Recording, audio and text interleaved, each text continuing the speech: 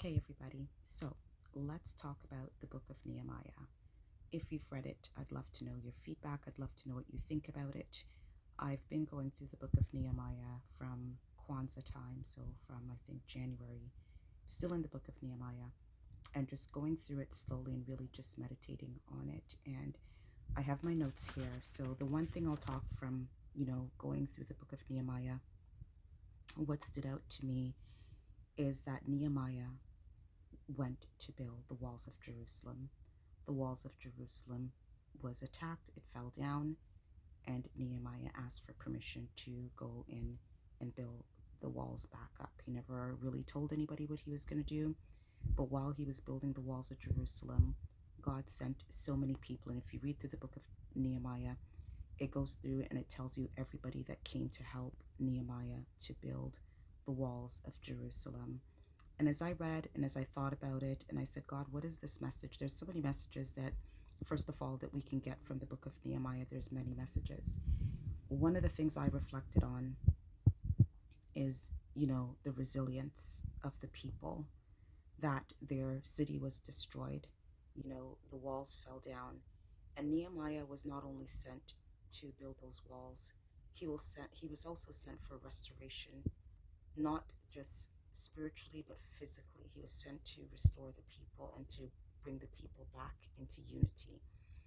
And as I think about that and I apply that to modern time, for us personally, it may not be a wall, physical wall that we have to build, because if you think about the wall of Jerusalem, it's a physical wall that fell down.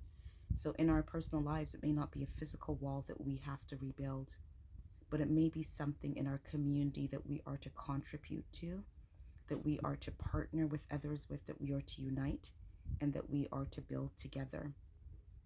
And as I read through the book of Nehemiah, I think what comes to mind is that so many times someone might have spoken a word in our lives that has discouraged us, that has not allowed us to believe in the capabilities and the skills and the talents and the skills that God has given us, because we all have those skills and talents. It's not the same, but we all have something.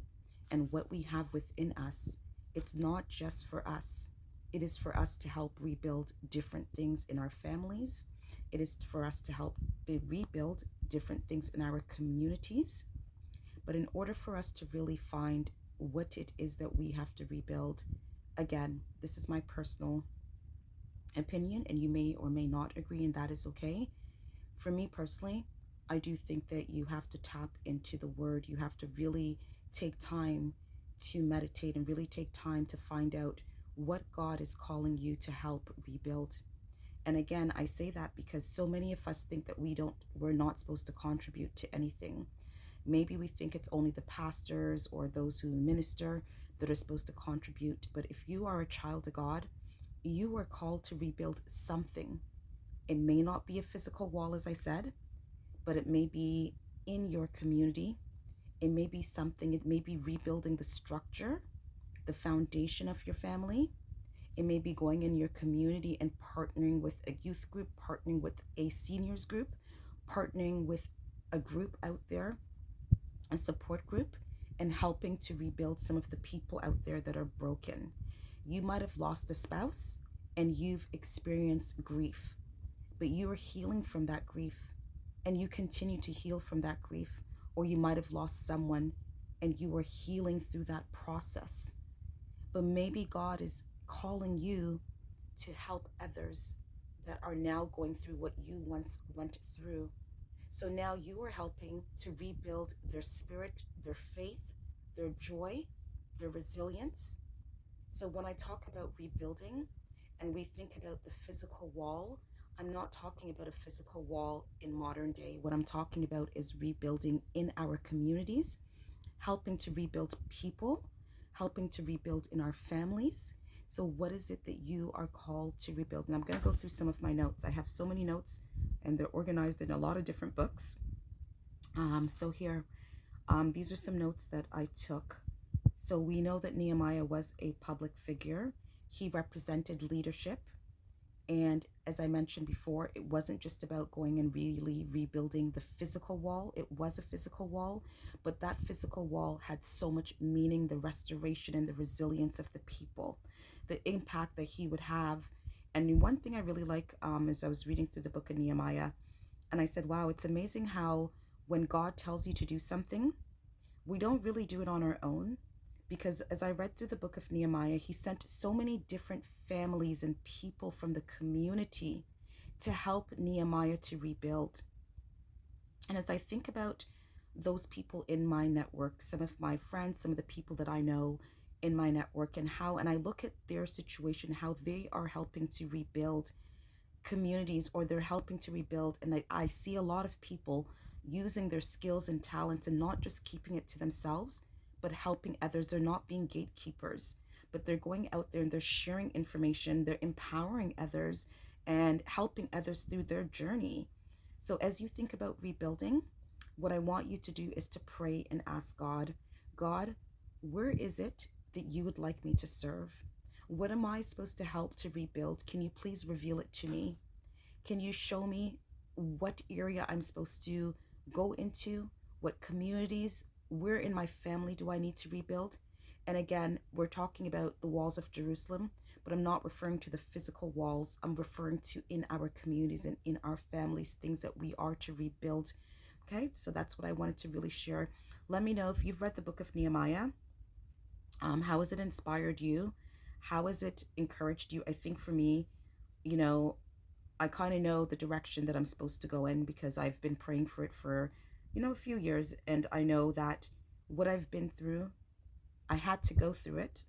And the reason why I had to go through it is so that I can basically share with others.